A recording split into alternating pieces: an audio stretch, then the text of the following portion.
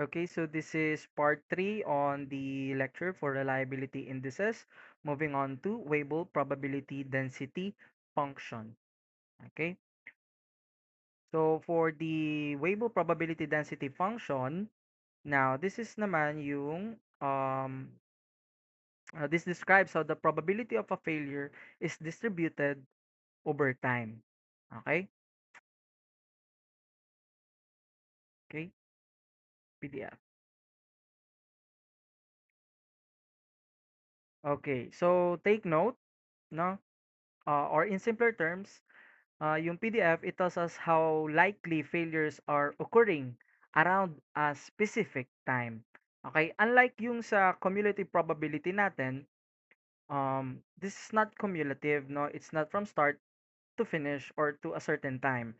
For the probability density function, again, it's more about talking about the failures occurring around a specific moment of time. Okay? It is we are essentially condensing or trying to describe the amount of failure on a specific time rather than a cumulative amount of time. Okay, so again, instead, yung PDF natin, it describes the concentration or intensity of failures at each moment in time. Okay? So unlike yung sa CDF kanina, yung cumulative distribution function, it talks about the probability of failure from start to a certain time.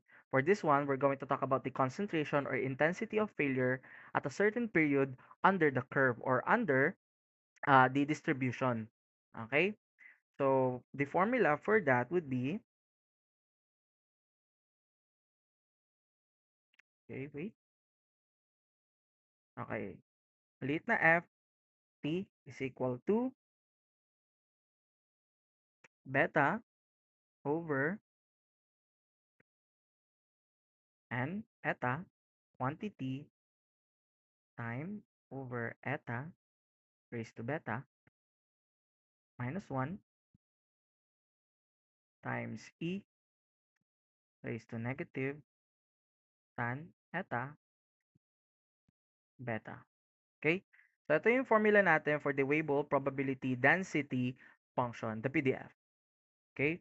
So, again, ang makukuha niyong value here is not a percentage, it's a metric, no? A certain value that would describe uh, a pinpoint location under the curve doon sa distribution natin on how likely or how intense yung distribution or the occurrence of failure is at that specific moment of time. Okay? So, ang value nito walang unit, simply a metric lang. And this, yung value na nakukuha kasi natin for this one is going to be used on different metrics.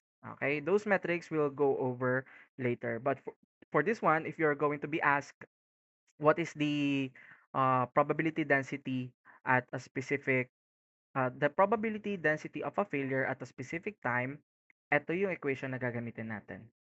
Okay, that's the slope parameter over the scale parameter, quantity, yung tinitake natin na time over characteristic life raised to, again, slope parameter minus 1 multiplied by reliability. Okay, so again, yung PDF natin, it shows where failures are most concentrated during the system's lifetime. Or, uh, sinoshow niya yung metric value of the concentration as at a specific time na hinahanapan natin. Okay?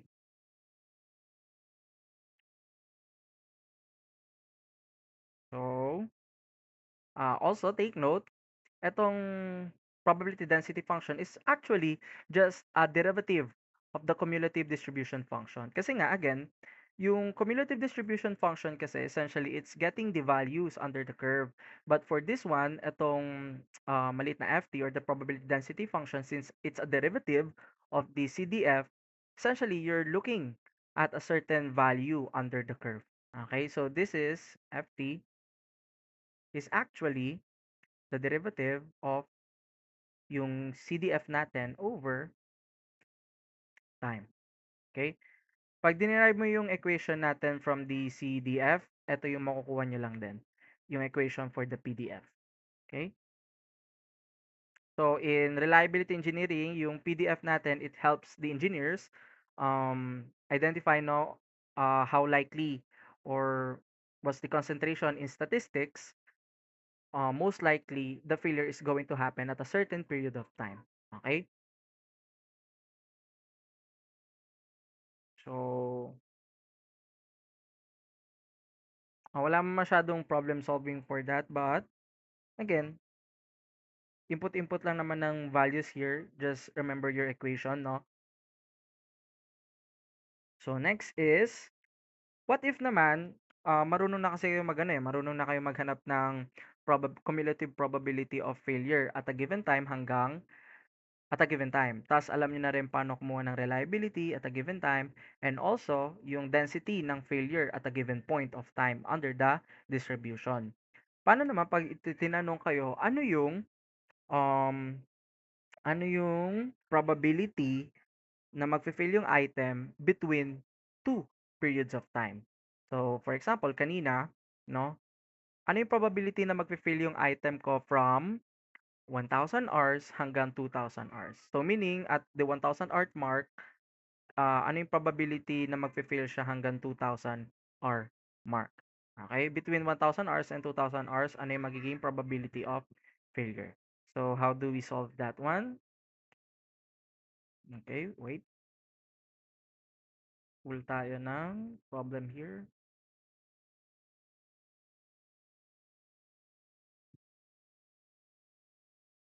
Okay, so for that one, actually, yung formula nun is, lagay natin dito, probability of failure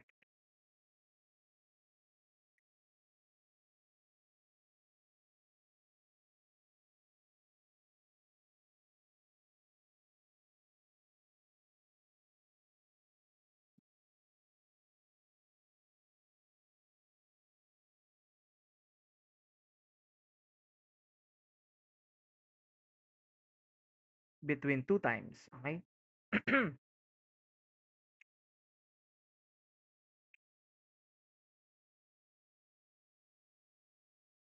So again, for example, ano yung failure probability between 500 hours and 1,000 hours? Okay? So this is a very important reliability concept kasi hindi naman lagi ang pag-compute natin ng reliability and ng failure is starting from the start of the life. Sometimes you are going to be asked ano yung reliability niya at a given time until at another given time. Okay? So you are going to be asked about the probability of a failure before a time. Okay? Or what is the probability of a failure between two operating times? Okay? So, ang gagawin lang dyan is simply, actually, yung proper formula natin is, again, probability of failing at time 1 less than or equal at a given time, and then time 2 is equal to integration ng time 2, time 1, at nung ating PDF. But again, 'di ba, ang ginagawa natin for integration is if we have to integrate between two values, you simply subtract the derivative of this value tas etong value na to. And alam na natin na ang derivative neto is simply yung malaking FT. So if you going to rewrite this probability of failure at two different times,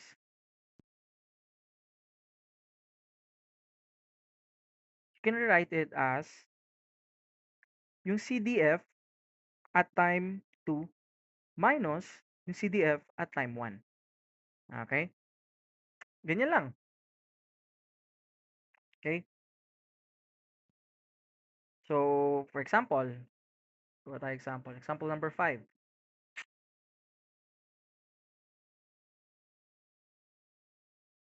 What is the probability of failure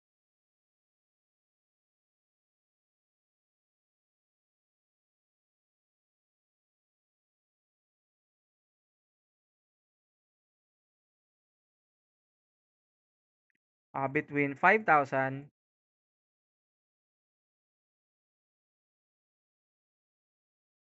of operating hours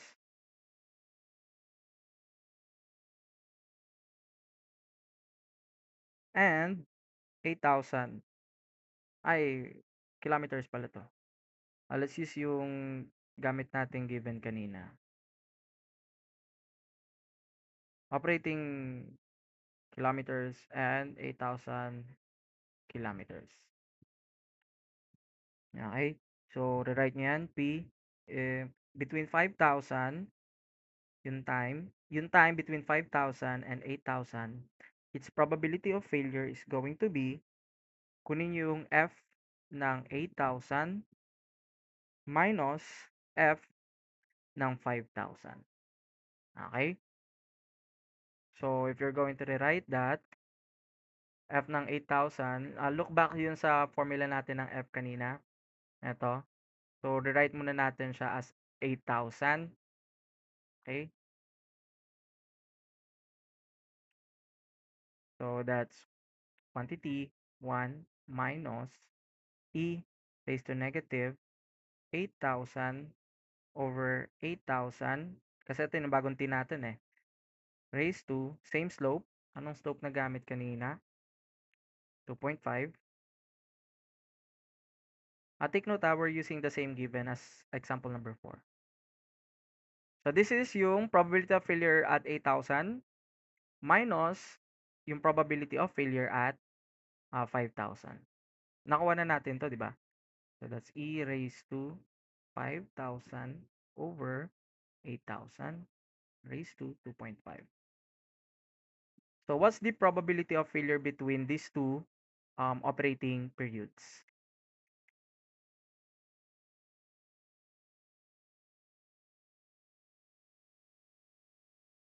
So, input sa calculator. No, first, pwede nyo mapaghiwalayan, no? Kunin nyo muna yung probability of failure sa 8,000.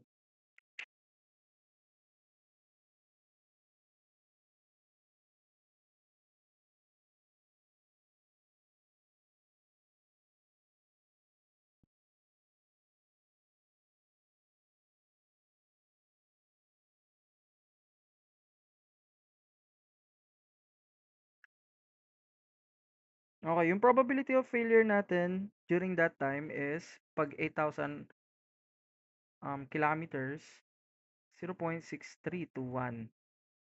Oops.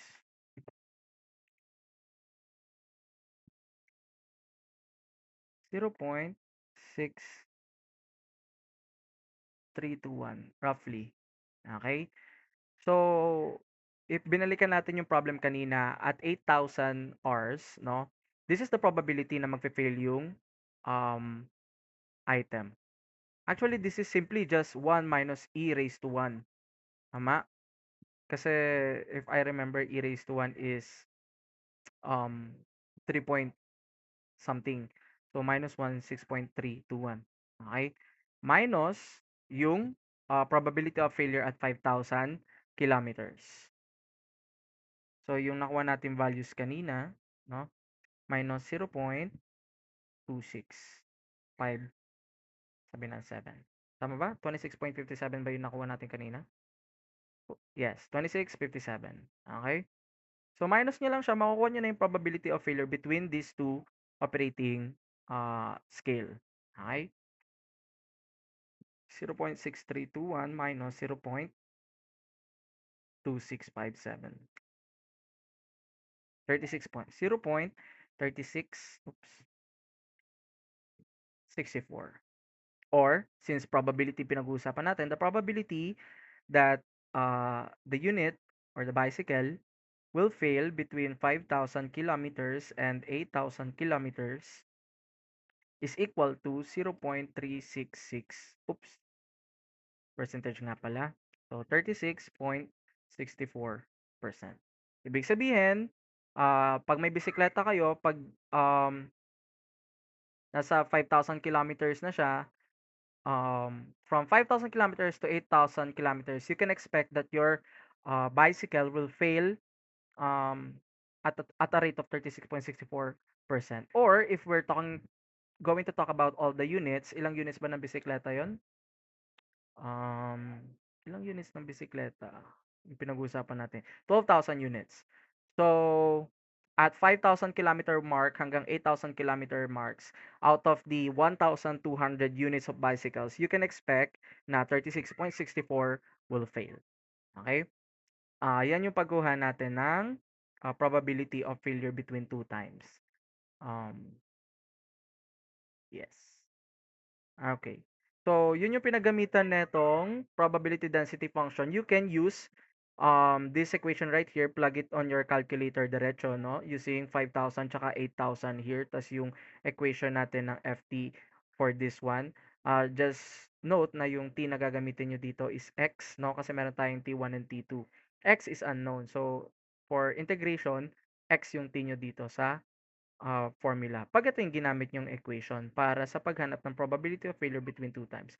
Yung mas madaling paraan is simply, yun nga, kunin nyo na lang yung CDF ng T2 tsaka CDF ng T1, tapos ipag-minus nyo lang sila, makukuha mo na yung probability of failure between those two times.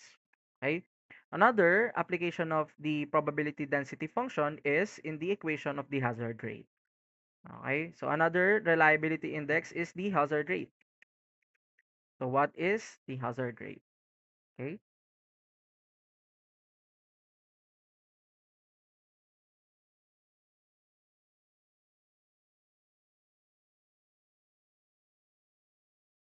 Okay, the hazard rate is also called sometimes the failure rate.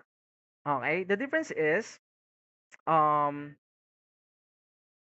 for hazard rate, iba yung ginagamit natin functions. Okay, may iba siyang formula. Okay? Yung formula natin for hazard rate is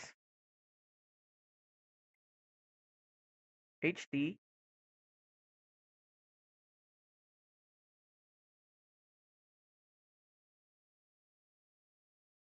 is equal to maliit na FT over reliability. Okay? So now, yung hazard rate natin is not a function of the CDF.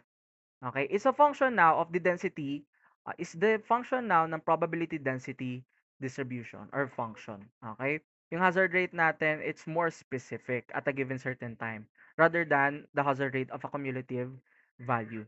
So, yung failure probability na tinitake into consideration natin sa hazard rate is the intensity of the failure at a given time.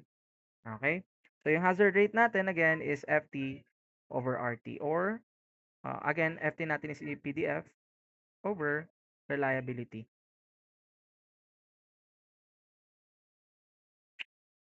Okay? And if in-input nyo yung formula ng FT and RT, masisimplify nyo sila into this equation right here. Okay? B over eta quantity T over eta quantity beta minus 1. Okay? So, yan yung formula natin for the hazard rate. Okay? So, hazard rate, again, it tells us yung how dangerous a system is operating, no, over a time. Okay? So, bali ang pagkakaiba lang is, again, pag failure rate ang pinag-uusapan, simply that's number of failures over operating time. Tapos, kapag hazard rate ang pinag-usapan, we're going to take into consideration na yung density ng failure probability at a given time. Okay? And then compare it to the reliability. You'll get the hazard rate. And that's the formula right there. Okay?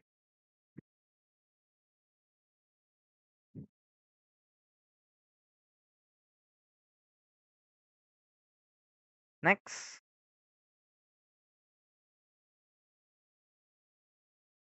another reliability index na pwede natin pag-usapan is the BX Live. B sub X Live. So, ano tong BX Live?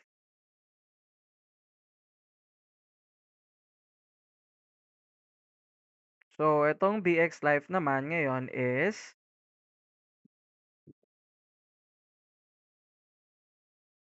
the time at which X percent of units are expected to fail. So this is a way for getting yung time, no? Kung kailan may na-expect tayong value na magfe-fail. Okay? Ang formula natin for that would be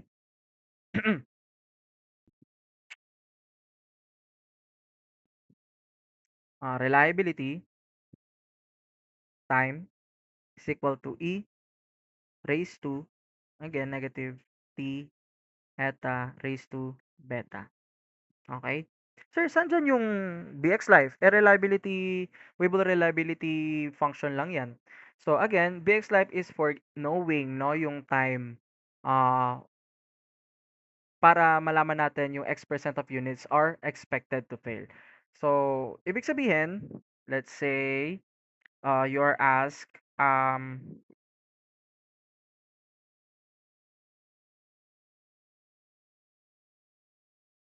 let's say, pinahanap kayo ng B10 life. Okay?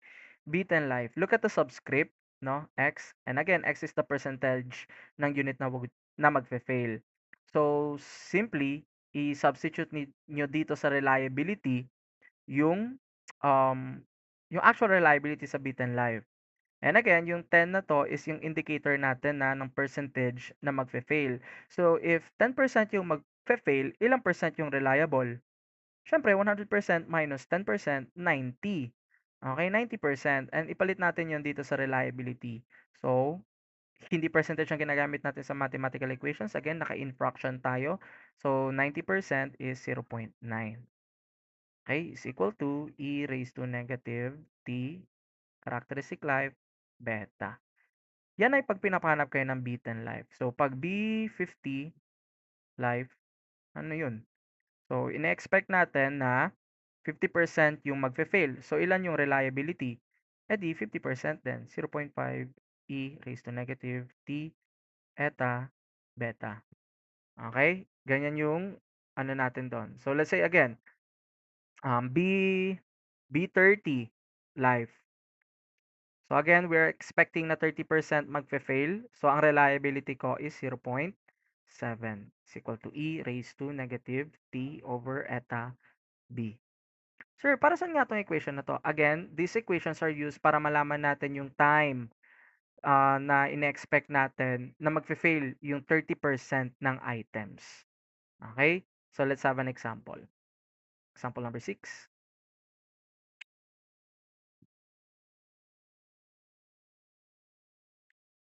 At a slope distribution of 0.75 and a characteristic life of 1,500, what is the B6 life or the B10 life? Sorry. What is the B10 life? So again, if you are asked what is the B10 life, you are asked the time, no, that it would take for 10% of the units to fail. Okay, so equation would be, since 10% yung magpa-fail, reliability would be 0.9 is equal to E raised to negative, yung time yung hinahanap natin, again, yung T, tama, over yung characteristic life ko na 1,500, raised to slope ko na 0.75.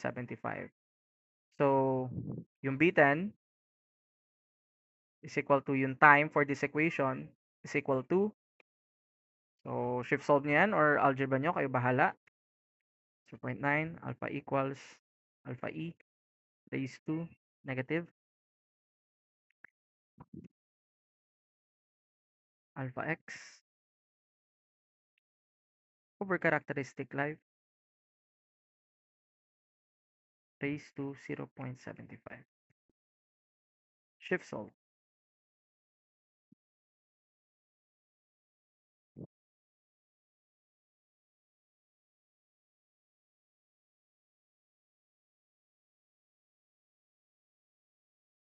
Okay.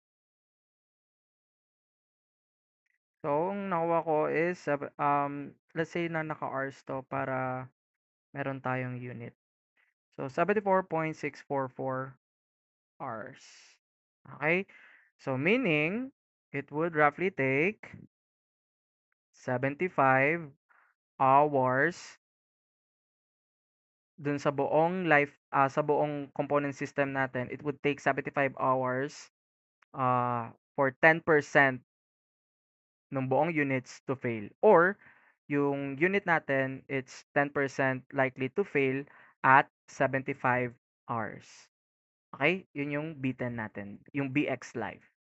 So again, yung subscript lang is an indicator of the failure rate or yung percentage ng expected to fail rather.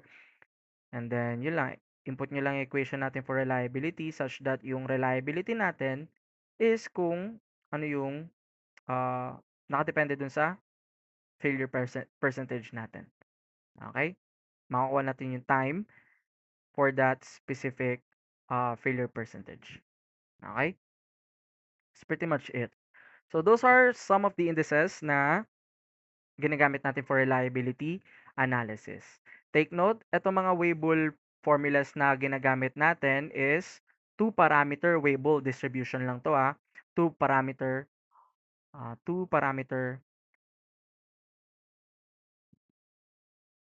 Weibull distribution. Lahat ng distribution. So, lahat ng pinag-usapan natin na reliability indices, simula here hanggang dun sa lahat ng nasa taas, two-parameter lang yon. Kasi, beta, tsaka eta lang yung ginamit natin. But actually, there's what we call the three-parameter Weibull distribution.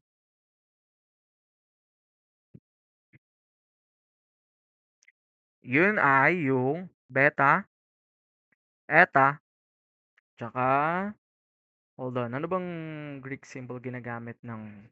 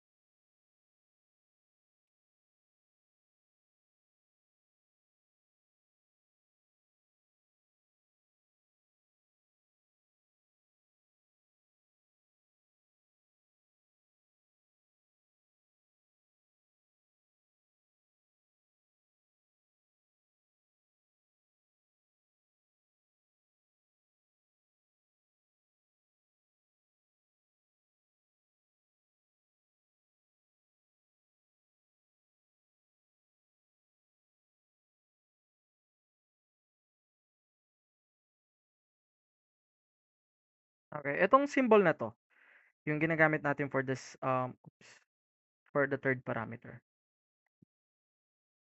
Okay?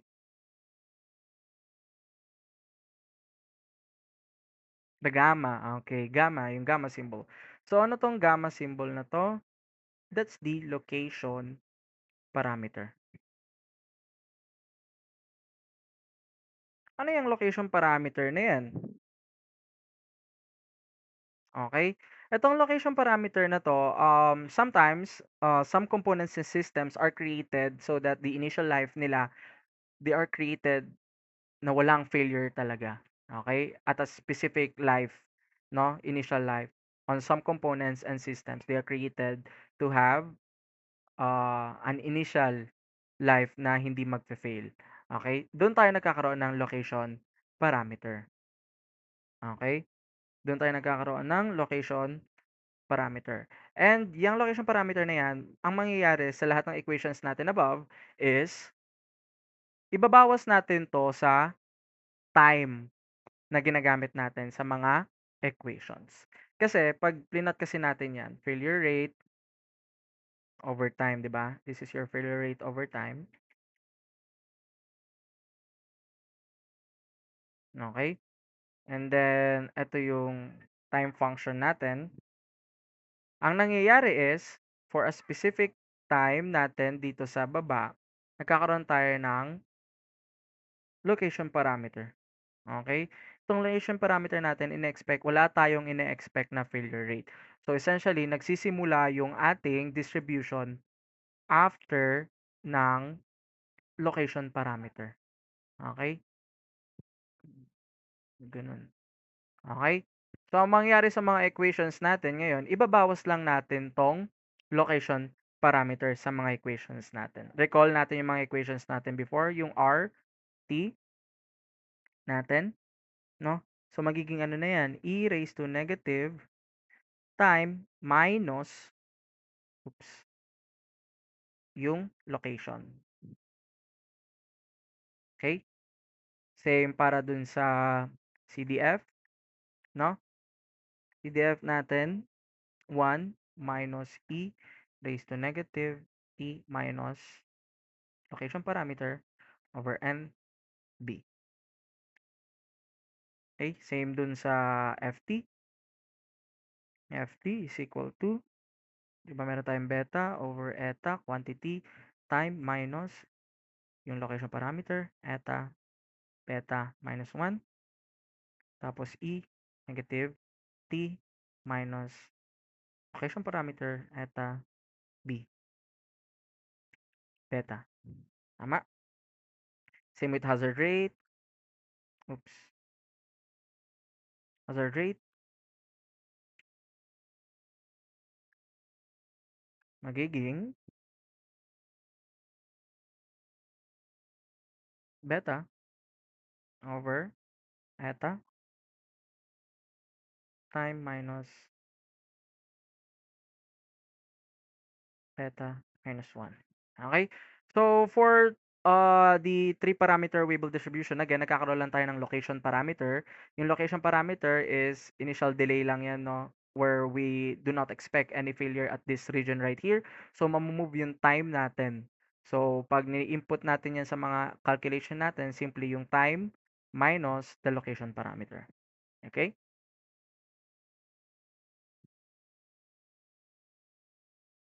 So that's pretty much it for the different reliability indices, mainly focusing dun sa mga Weibull distribution functions natin. So, yan, that's it. That's pretty much it for the different reliability indices. Okay?